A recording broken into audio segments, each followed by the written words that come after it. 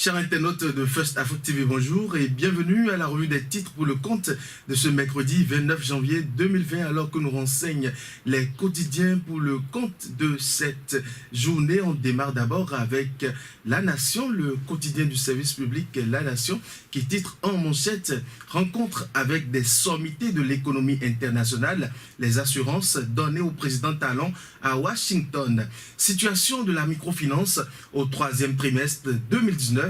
Le Bénin connaît une hausse des dépôts de 9,8%.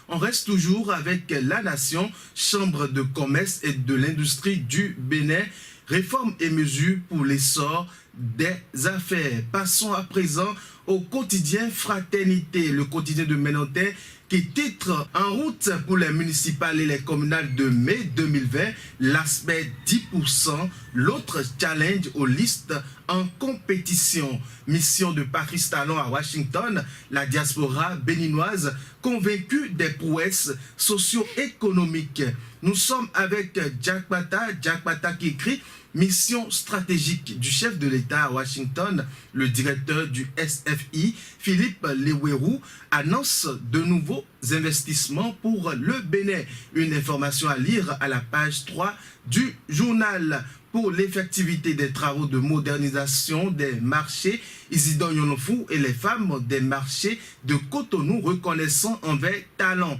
Un dernier titre avec Jack Pata, 11e édition de la fête identitaire des Wemenou. Voici le message rassembleur et rassurant du ministre Serge Arissou à Wemehwe 2020. De Jack Pata, passons à présent au quotidien Les 4 vérités qui affichent à la une. Progressiste ou républicain, Bruno Faïgbé clarifie sa position bientôt, nous informe Les 4 vérités. Bénin, le transport routier, toujours au rythme des faux frais.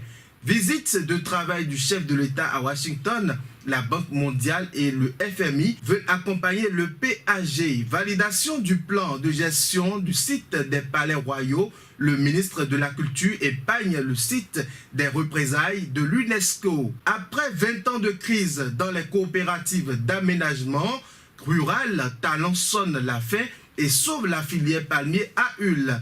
Un autre titre avant de passer à un autre quotidien, Parlement de la CEDEAO, le renouvellement des députés béninois enclenché. Le Béninois libéré à présent, intention de candidature pour une victoire certaine du bloc républicain dans le Borgou. Voici les personnes à contacter. Voyage du chef de l'État aux États-Unis, tête à tête Talon, Ganem à Washington. Plusieurs sujets de développement au menu de la rencontre. Le Clairon, démarrage des travaux d'approvisionnement en eau potable à Tofor, un vieux rêve des populations concrétisé par Talon, nous apprend ce journal. Football de table, un congrès constitutif de la Confédération africaine à Kinshasa. Basketball, le calendrier de la Super League officialisé.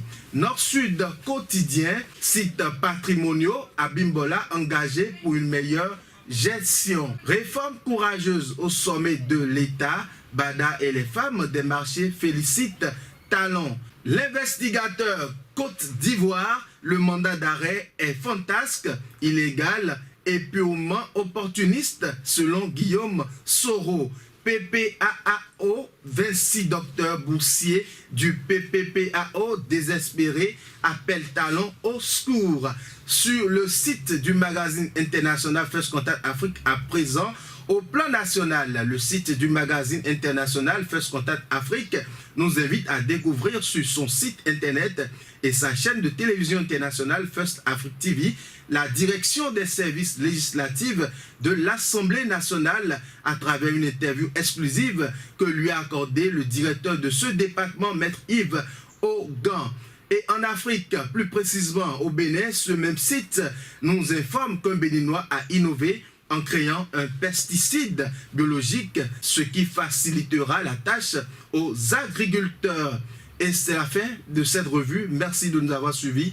Bonne journée à vous. First Contact Afrique, c'est le visage inconnu de personnalités ou d'entreprises. First Contact Afrique, c'est l'actualité autrement.